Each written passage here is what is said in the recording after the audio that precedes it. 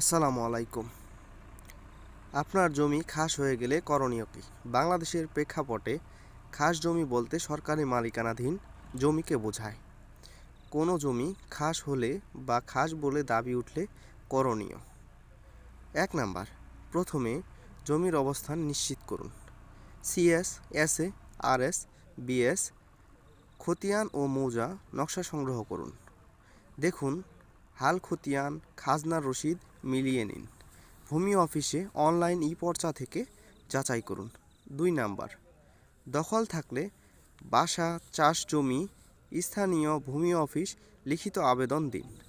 দীর্ঘদিন দখলের প্রমাণ দিন, বিদ্যুৎ বিল, পানি বিল, ট্যাক্স রসিদ, প্রতিবেশীর সাক্ষাৎকার ইত্যাদি। ৩ নাম্বার, খাস বন্দোবস্তের জন্য আবেদনযোগ্য হলে সরকারি কমিশনার ভূমি এসিলেন অফিসে আবেদন করুন। সাধারণত ভূমিহীন দরিদ্র পরিবারের জন্য অগ্রাধিকার। প্রয়োজনে কাগজপত্র: জাতীয় পরিচয়পত্র, ভূমিহীন সনদ, পারিবারিক তথ্য, দখলের প্রমাণ। নোটিশ বা উচ্ছেদের ঝুঁকি থাকলে দ্রুত আইনজীবীর পরামর্শ নিন।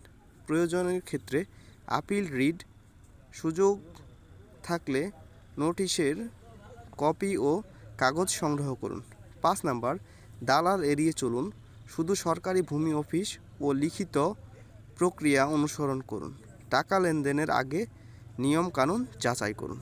তো ধন্যবাদ সবাই, ভালো থাকবেন। আসসালামু আলাইকুম।